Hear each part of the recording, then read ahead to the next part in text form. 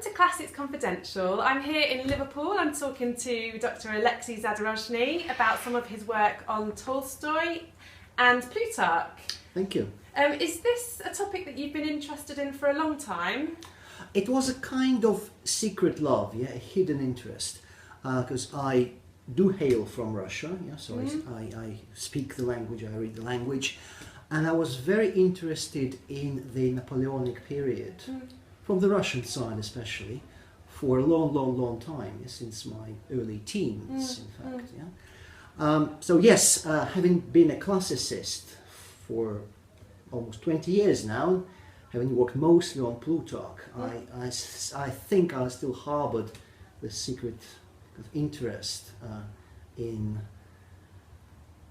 the Russian classical reception of the early 1800s and how they are reflected in Tolstoy's great novel, which he wrote, which we have here, yes, in the very heavy, yes, in the Oxford translation, which he worked on in the 1860s. Tolstoy didn't go through a classical gymnasium himself.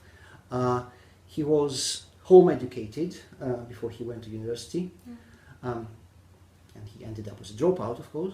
A very famous dropout. Yes, he had a private tutor for Latin at home. So he did learn Latin, and did he learn Greek as well? He self-taught himself Greek around the time he was finishing War and Peace.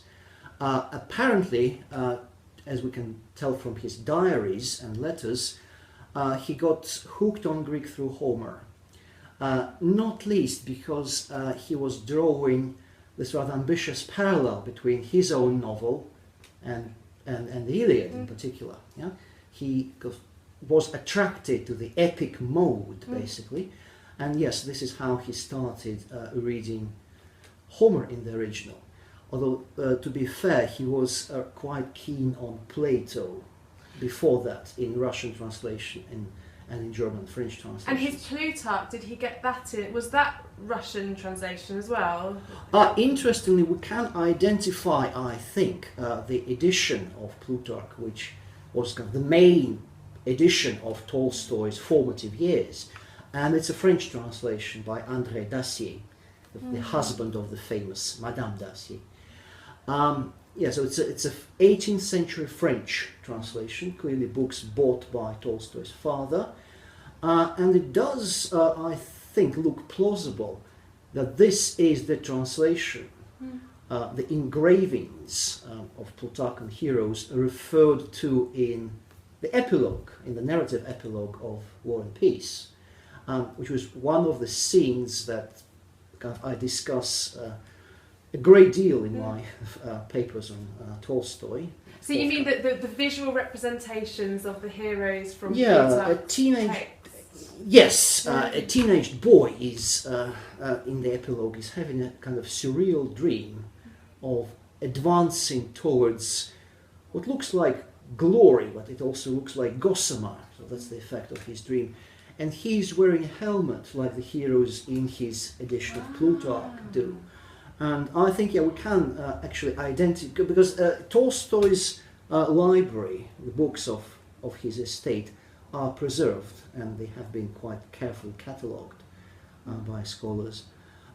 So yes, there's only one complete edition of Plutarch, which fits all the dates, both for the character, that boy in the epilogue, and for Jan Tolstoy himself. Catalogues, for example, mentions that some of the portraits of those engraved portraits of Themistocles, etc., are missing.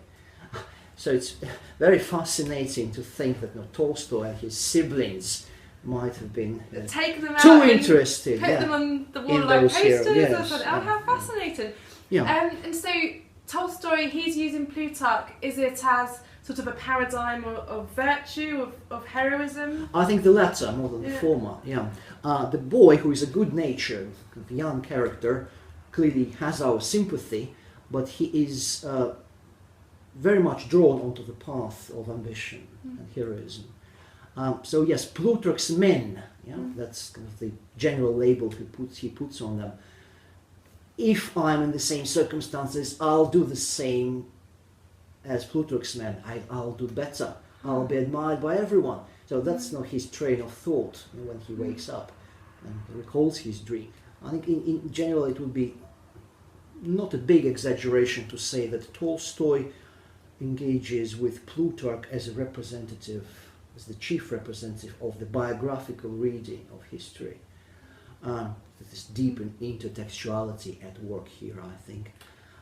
And at the same time, he is offering a kind of alternative, a very fuzzy narrative, a narrative that resists the idea of individual heroes as the linchpins of biography and by extension of the whole history. Tolstoy is very much opposed to individualism, and I think this is where he finds fault with Plutarch. So I think, yes, his dialogue with Plutarch is operating on two levels. On the one hand, this is, we may say, capturing how classics were read in Russia in the 1800s. This perhaps unmitigated admiration, and this perhaps over-the-top urge to find heroic models, to mention them, to compete with them, to exceed them, and so forth. And I guess that's the kind of view that you see reflected in the dream, in the epilogue. That's authentication of the ideology and the psychology of the characters through classics and through Plutarch in particular.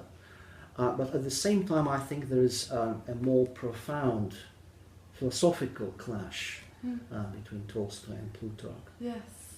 Well, it sounds like a very complex topic, but you've explained it so clearly, and I hope you don't mind me putting some links to your forthcoming works on the website so that people can follow that up. But thank you very much for that. Thank you.